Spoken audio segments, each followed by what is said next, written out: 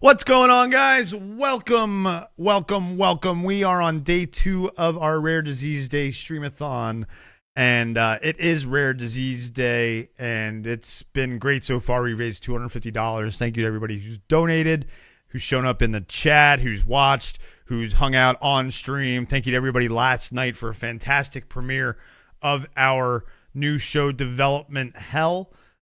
Which it's got a promising future, that's for sure. But the main goal for this whole thing is to raise money for FMF and AID Global Association. I have FMF, familial Mediterranean fever. It is a rare disease condition, disorder, whatever you want to call it. It is rare, so I am rare. And this is the time of the event that I kind of hate the most, because I'm going to answer questions. Someone's going to ask me questions. I'm going to get personal and maybe vulnerable. I think I'm in the right headspace for this today. I should be. I've had a lot of time to think about what I wanted to talk about at this event, because I wasn't able to talk about a lot of stuff in September because we weren't able to do that event because of my health. So it's just very fitting. On FMF day, I was in the hospital with an FMF flare. So it is Rare Disease Day today. It's the last day of February every year.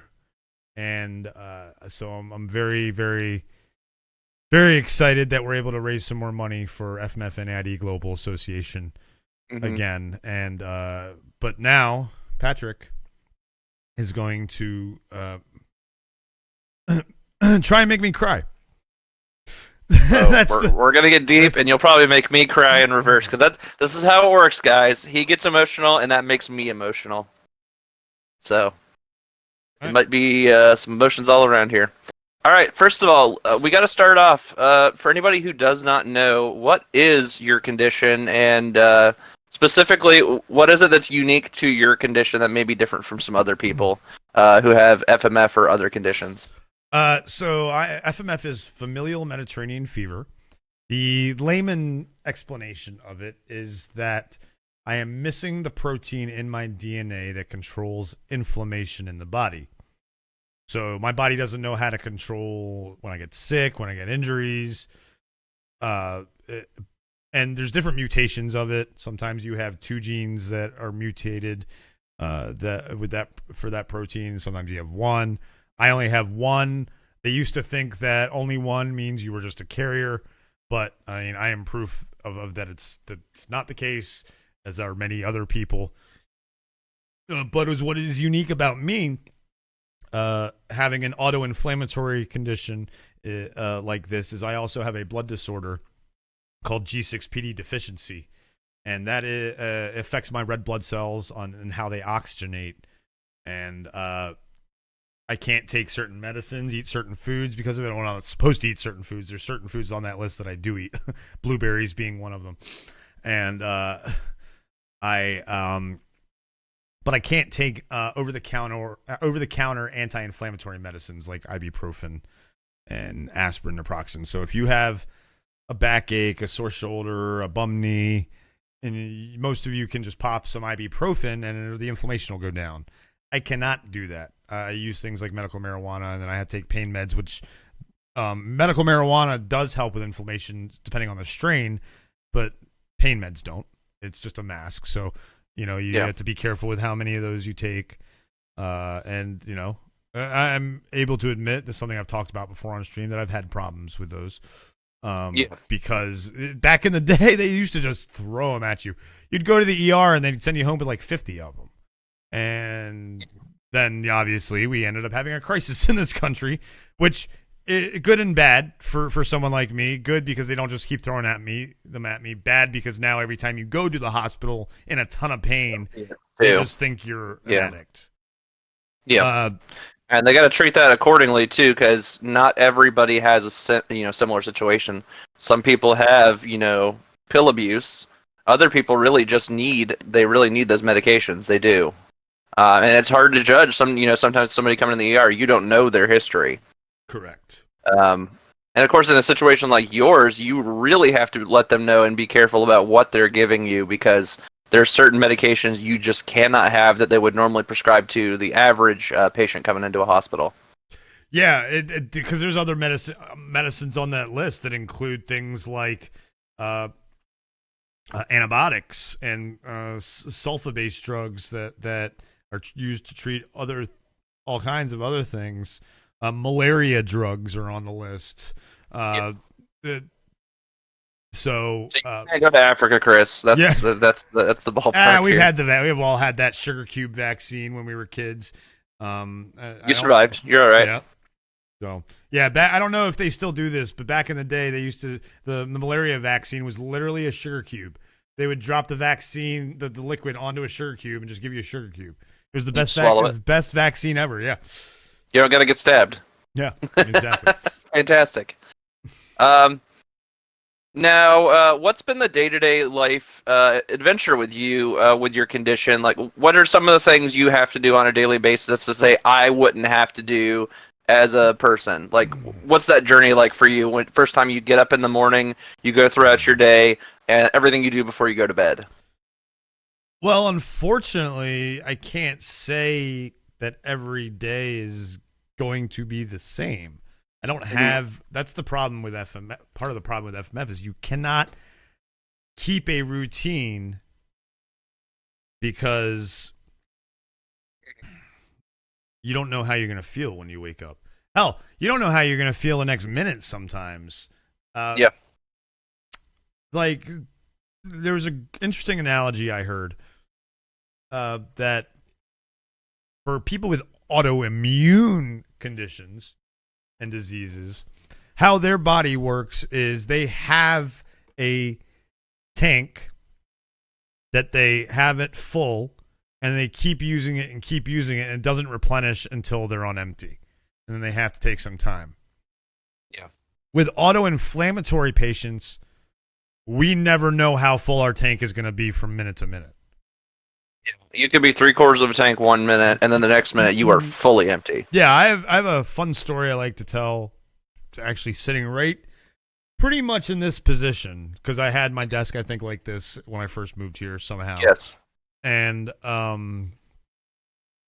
was Star Wars Day. Mm-hmm. And I was playing Republic Commando, streaming it. Felt great. Great game. Great game, but I felt great. When I woke up that morning, no stress, no arguments with Amber, so didn't have that to deal with. Yeah. And all of a sudden, a flare hits. Can't explain why. Could have been minor. It could have been just random out of the blue. Yeah, it could have been that my body was just overexcited about Star Wars Day. Who wouldn't be excited about Star Wars that's Day? what I'm it's saying. The day you get to either play the games, read the books, the comics. You can watch the movies, the TV show. There's so much you can do on Star Wars Day. Yes, but that's the problem with FMF is good stress and bad stress can trigger it. Yep, does not matter. Does not matter. Now, right now, being on the medicine I am on right now, this is a once-a-month medicine. It's been amazing that I actually haven't really had any major flares. I've had like small, like ones where I thought I was going to get a flare, but they subsided. Yeah. But yeah, before this medicine, it was definitely a crapshoot a lot of times.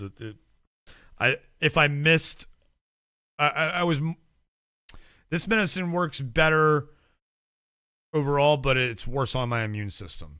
The previous one was not as bad on my immune system, but because it only stayed in your system for 24 hours, but I also was giving myself 2 injections a day. So it's like a trade-off. So the fact that it could be good stress or bad stress means I have to be very careful on a day-to-day basis. And if I have a ton of energy one day, I know that the next day, and I do a bunch of stuff, I know the next day Not necessarily, and it's not necessarily the next day. It could be the day after that. It could skip a day. I can feel great the next day still, and then the day after that, my body is like, oh hell no, what the hell are you doing? And like you did good yesterday, you'll probably do great today, but for all you know, you might get hit with a flare tomorrow. That can make people angry because they see me like, oh well, I thought you were disabled and blah blah. Blah. Oh, why you do like Amber's gotten mad at me when I've gone like and been able to do stuff like, but you can't do that stuff at home. Well, sometimes I do that stuff at home. You are at work a lot of times when I do that stuff at home. Yeah. But I just, and then you're just kind of you're dealing with the cards thrown at you at the time. It's like there's certain things you will do on certain days that are like, I'm just feeling really good that day. Yeah, I can do this, and this. And then there's the days like, you're flare-ish or your energy level is just completely drained. And it's just like, that thing you might normally do, out or at home or wherever, you're just like, I'm sorry, I cannot do that today. Yeah, no way. And I've definitely gotten better about, and these were times like there are times where you can't help it, you have to do stuff. Yep. Life, and then it's the opposite. You got to force yourself to rest sometimes. That's too. Exactly right. Yes, I was very bad at that, and that's why I'm now on disability most likely. Mm-hmm. Because I didn't rest. I didn't take care of myself. You pushed yourself hard. I did.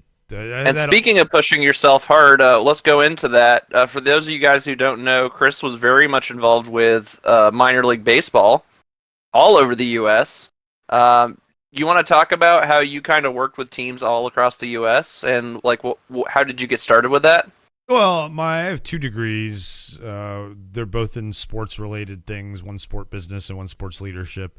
And it was my second job in the industry out of college.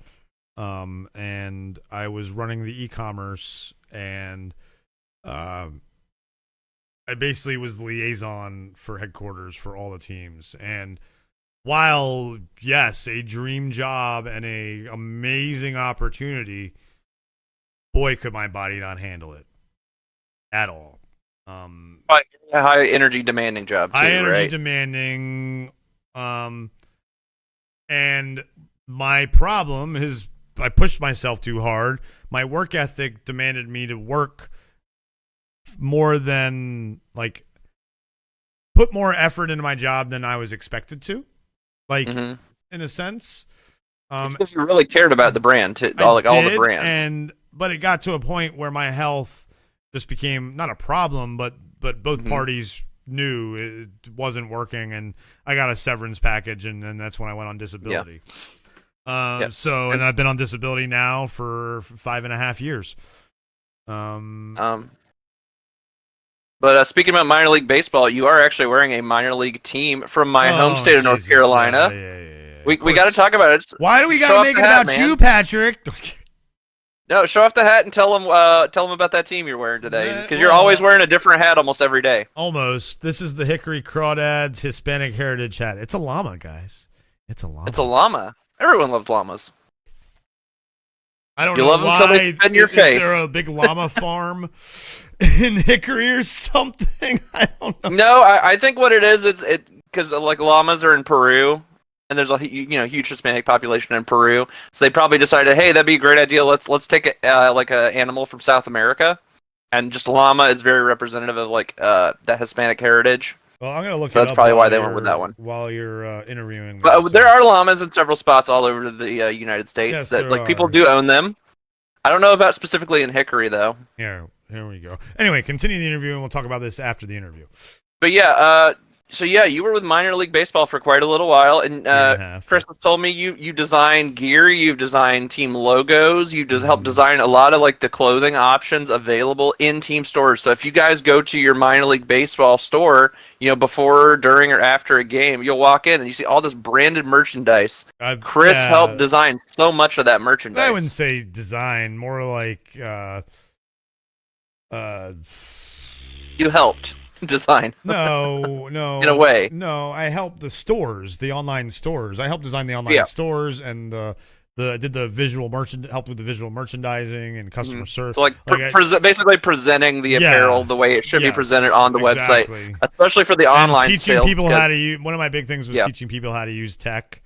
Yeah. I wrote a manual on how to use the system and everything. So, Mm-hmm. yeah.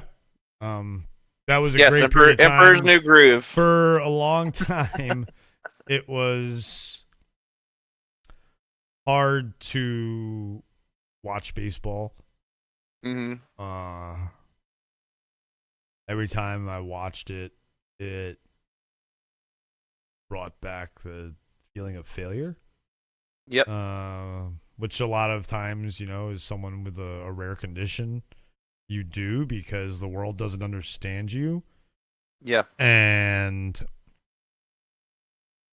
a lot of times they think you're making it up. I remember my appendix burst, and I was at work when it happened.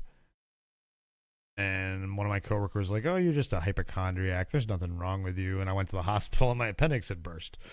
So, that's one thing though that people with rare conditions is they understand their bodies better, their health and bodies better than everyone, because they have to educate themselves because the doctors don't want to educate themselves about it. Mm-hmm. So you have to then educate the doctors. And then you have to deal with doctors who, pardon my language, are fucking morons.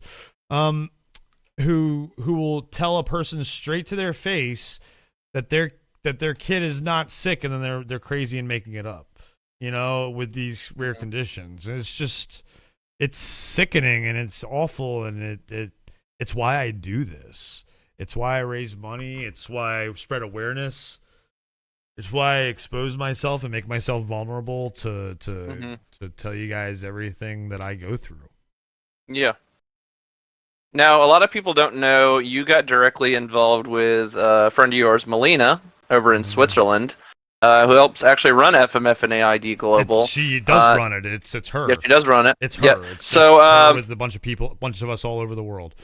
So how did you get involved with that group, and what was that like meeting her for the very first time, and discussing how your history was with FMF? And then how did she share that journey with you of how she dealt with that as well? Well, yeah, I was looking for help from Mm-hmm. an organization when I was going through my stuff with minor league baseball, I look for help with rent and things like that, and I found the organization, and while they weren't able to help me with things like that, I was able to make a connection. And when I went on disability, I reached out again and just said, if there's anything I can do to help, let me know. And we just started talking, and she was the first person I met, and it's only been via Zoom, obviously, because she's in Switzerland, that has FMF, and her son has FMF, and now I've met a bunch of other people who have FMF. But I mean, that was only 5 years ago, that this 4 years ago that I first met her on Zoom. And so it's like, think about that. I'm 41 years old, going to be 42 in June. And the first time I met someone with my condition was only in my late 30s. And that just shows you that how hard it is for us to be able to relate to people. And another reason I do this is, so we've shown on stream the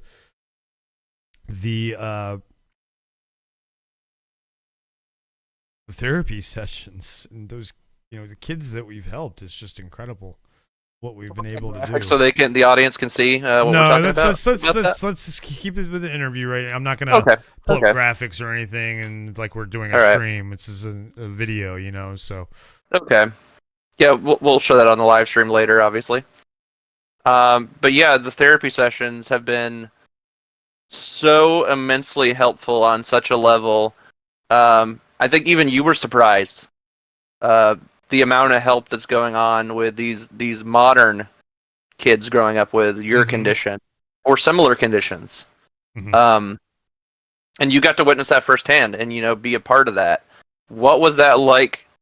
Seeing these kids finally getting the therapy that you didn't have when you were a kid. That was incredible. It's like being able to see these kids talk to each other, and then be able to tell me some of the things that they deal with, like, going and hiding in the bathroom from the needles, uh, you know, to when they had to get their blood test or and I was the same way as a kid.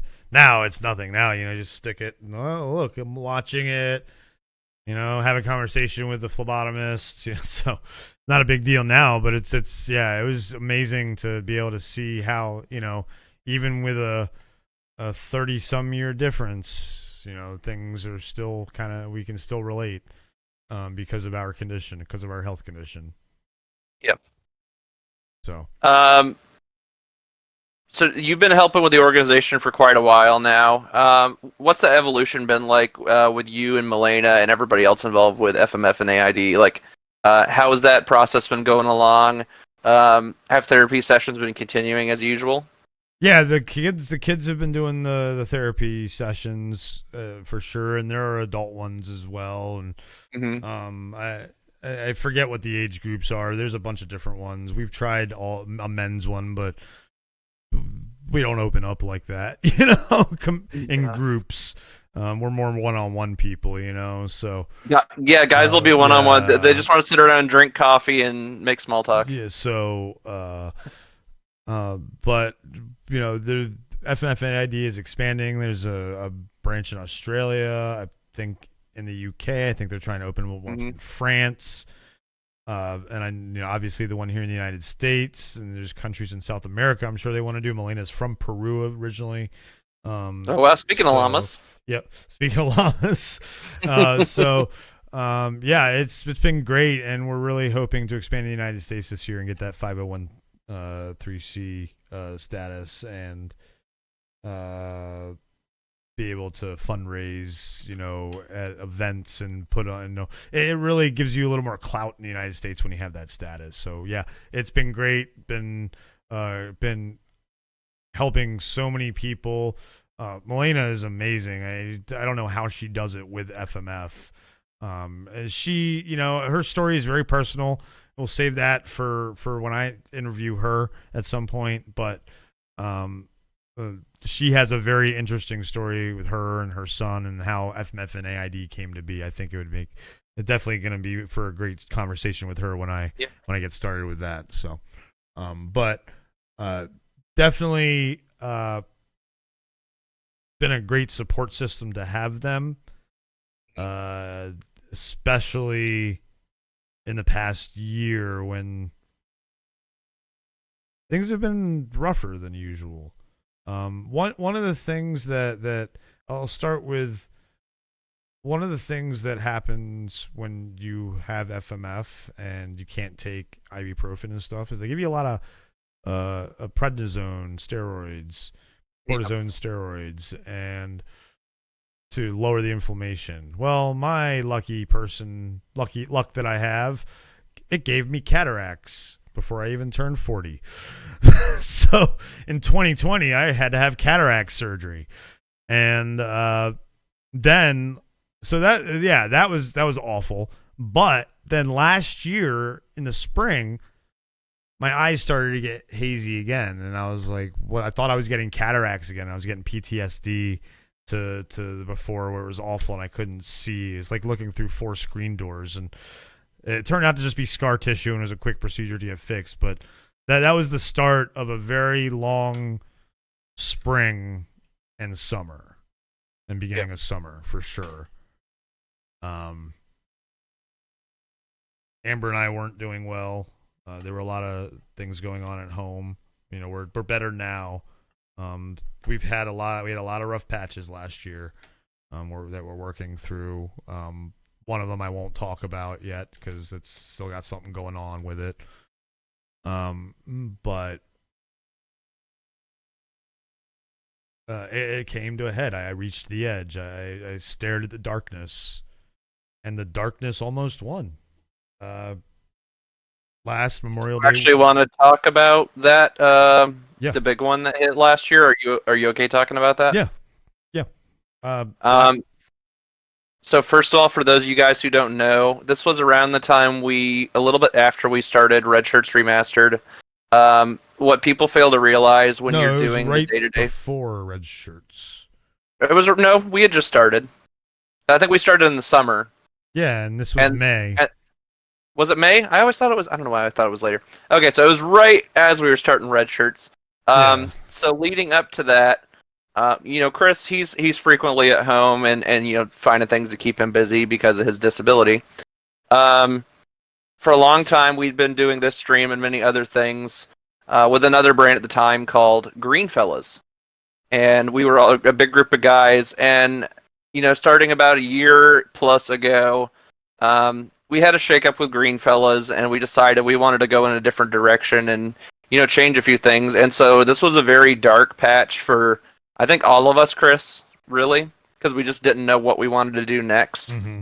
Um, and I think it was very obvious from the get go. It was the most hard on you. I know between me and Spencer, we could definitely see the because you had dedicated so much to that brand. Yeah. So Um, much. Two and a and half the years of 2.5 my years, and the level of stress, it was very obvious it was getting to you very quickly and very fast. And I'm glad we were there at least to help you, so it didn't happen sooner. Because it definitely could have hit a lot sooner, Yeah, by all absolutely. means. Absolutely. So you had things to at least keep your mind occupied, which was great. But we just didn't realize how bad it was really getting. Oh, I know. Did you want to talk about that? Yeah. So yeah, let's go right about 8 months ago, to the day almost, because it was Memorial Day weekend. Actually, it was 8 months to the night is when I took a bunch of pills and tried to kill myself, and nearly succeeded until Amber found me and they got me to the hospital. And I don't remember much from that night. I just remember a long car ride to a hospital after my first initial trip to the local hospital to go to a psych ward for a week, and figure some things out. And I was diagnosed with anxiety secondary to a chronic condition. Um, when I was younger, I never thought I had anxiety, but I'm sure I did. Mm-hmm. As I've gotten older, it's definitely been clear I've had anxiety. I didn't want to accept it as much. I tried to medicate it, and then I took that medicine and said, screw it. I'm tired of all this. I'm a burden. That's how I felt with my disability, my condition, not being able to work. Every time I would think about going to try and work, it would either cause a fight or I would just get a flare anyway because of the stress of thinking about going back to work. Nothing seemed to be going right. Greenfellas had fallen apart. Like Patrick said, a brand I had worked on very hard, very, very hard to keep going, dealing with a drunk orc who didn't know what the hell he was doing with technology. And then he just disappeared and wasn't there for me anymore after he had been there for 2.5 years, which was did not. We were all surprised by that. We didn't think that was like him to shut us off. And we Usually were worried he would about just that as speak his well. mind. We were worried about him, but then we found out he was doing well, and that's fine. But that hearing that and him not, it's like he never cared, and so that was hard. For a brand that I thought he did care about, and he always claimed he cared about. And don't get me wrong, he helped us raise a lot of money for FMF and AID Global. But on specifically one stream, and yes, probably yeah, closer to 10,000 as well. yeah, overall.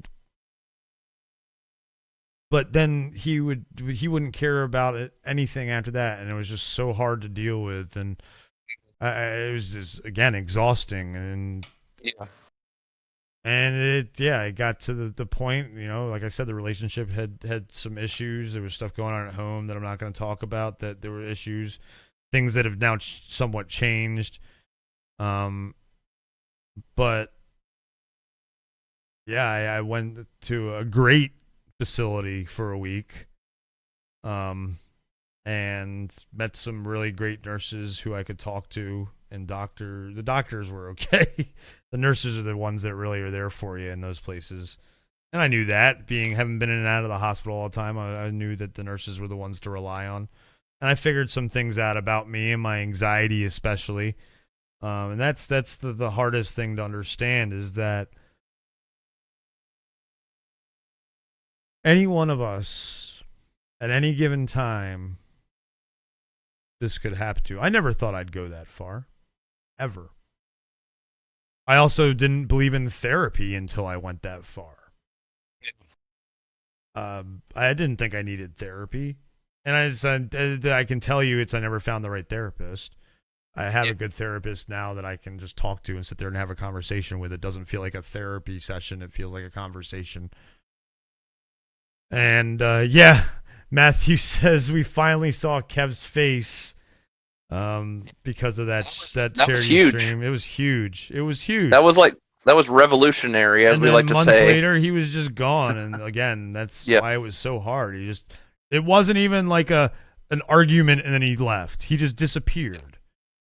He was apparently fed up with me making all the decisions, except he didn't want to do any work. And that felt like, a lot of my whole life is everyone. I was making all these efforts, and no one wanted to make the effort back to me. It felt like that. And then also it felt like I was being a burden because of that, because I was, everything that I did, and there was no, like, lots of lack of communication, and which everyone has to work on. No one's perfect with communication. So Not even close. But and then I felt like I was giving all the signs already, and so that she would notice, but people didn't notice. No one knew. When I told people, my close circle afterwards, people were surprised. But again, if you have a rare condition, I understand what you feel. I've been there, and I can say that, because I've had that, and then for a little bit afterwards, you have that feeling of, why was I saved? And then you have that feeling when you're in the facility at first of, man, I'm not even good at killing myself. I definitely did it and tried to do it the easiest way you could do it, snorting a bunch of pills. But I also wanted to do it the least painful way. Now, I don't remember anything after laying down in my recliner in the basement after taking them all, and smoking a bunch, and I don't remember. I apparently did some crazy shit. But apparently I did some crazy enough shit that Amber noticed that something was wrong, and I'm grateful for that. Very, very grateful for that. Because I didn't think she cared enough. That's one of the reasons I went and did it. I didn't think she cared enough, and I thought she felt she'd be better off without me because I was a burden. The only thing I wrote on a note was, a burden no more. Once she found that and saw an empty pill bottle, she knew. Not even my best friend, Bill, who I was playing Xbox with just hours earlier, knew. Because I was so good at masking it. We're men. We're good at that shit. Yep. To hide your emotions from early age. Yeah, we're taught to. Let's just be a man. Suck it up. Put some dirt on it. It's all in your head. This sounds familiar, doesn't it? Yeah. So, yeah, I definitely have gotten better. I'm taking medicine every day.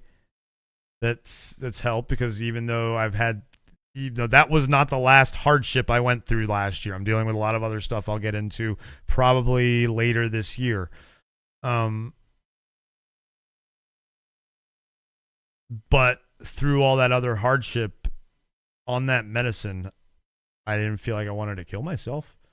So the therapy was working, the medicine was working, and my support system is working. The time might have also, kicked in with that. Hmm? You think that might have been a little bit of depression as a side effect from your previous medications as well that might have been contributing? No, because medicine isn't the factor. That the medicine that I was on was injection, and it doesn't have side effects like that. Okay. I just had to ask because I wasn't sure. No, it's all anxiety based on having a chronic condition, and all these other things then pile on top of it in real life, because it's always the anxiety you have in the back of your mind that, am I going to have a flare? Am I going to get sick? Am I going to be a burden? It's all these anxieties just because of this chronic condition. Yeah. And that goes for a lot of chronic conditions out there. I'm sure you've probably met several people with conditions nothing like yours, and they're dealing with the exact same level of anxiety. Absolutely. Dealing with all the same kind of relationship issues and anxieties because of a chronic condition or disability and a rare condition. And you realize you probably have way more in common with them because of that, even though you have two very different conditions. Exactly. 100%. You're 100% right. So. And I got to ask you, since last year, how's your journey going in feeling better? You seem a lot happier and a lot better. I am. Well, things have gotten better at home. Like, situations have changed where we have more privacy for a relationship now. We have our home back, essentially, is the only thing I'm going to say. And we've got 4 beautiful dogs. Unfortunately, we did have a loss. We had a puppy who passed at 6 months old last year in November. It was very sad. Some of you met him over the summer, Gandalf on stream.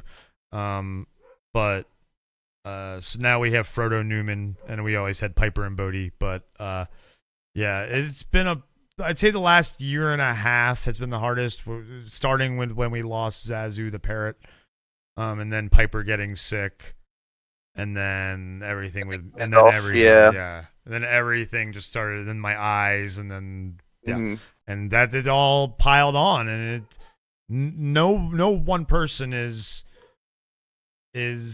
built to handle all of that. You need support, and I wasn't asking for it properly, apparently.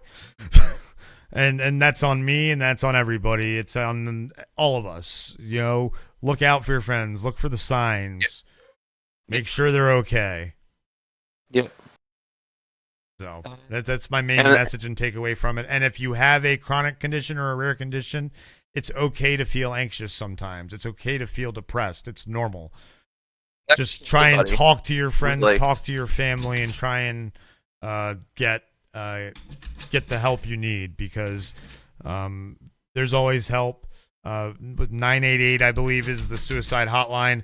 I'm not one for hotlines like that, because I like to talk to people I know more about these kind of things to get the advice. But a lot of people don't want to do that, and they want to talk to that anonymous person.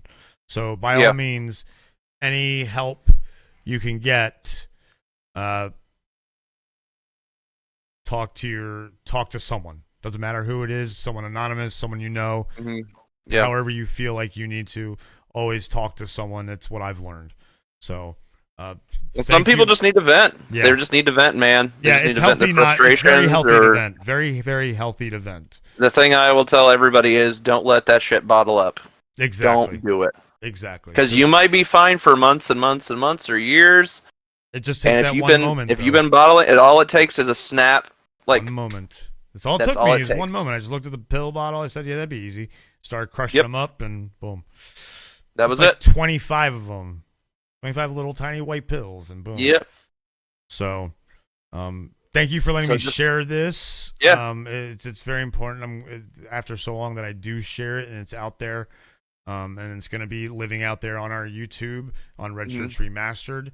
Do you have any last questions for me before we wrap this up and get back to the live stream? Yeah, I just want to ask you, now that we've started Red Shirts Remastered together as a group of friends, How's that been for you, and how's that helping you with your FMF on a day-to-day basis? Has it been a positive reinforcement for you and helping you work and overcome those challenges?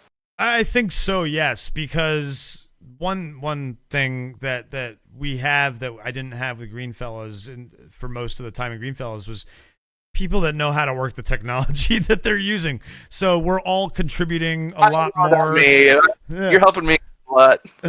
We're all contributing, though, I think as evenly as we can. A lot more than the ratio was with Greenfellas. So I think that's really helped. I think my situation at home being better. Helped too. Yeah, I think my meds have helped. I think being in the better situation at home has helped. So, and obviously the nice new spanking brand new computer that I got in June helped as well. So, and 4 puppies. And 4 puppies to helped too. Yeah. So, by all means, I'm very excited to see what the future holds for Red Shirts.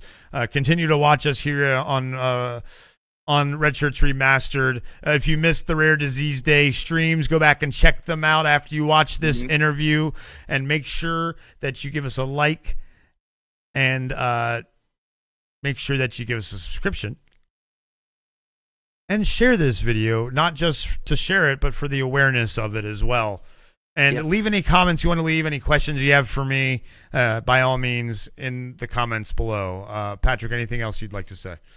Yeah, I just want to say, if you guys want, even if we're not running a live charity event, anytime you see this interview, go ahead and reach out to either FMF and AID Global and drop a donation to help support people like Chris and these kids growing up with their conditions. It would mean the world to all of us here at Team Red Shirts. And if there's a charity out there you guys want us to help support, let us know directly. Message us and let us know, hey, there's a similar thing I want to support here. We'd love to have your guys' support. We definitely reach out and try to help you guys out as well. Fantastic. Thank you for that. All right, y'all.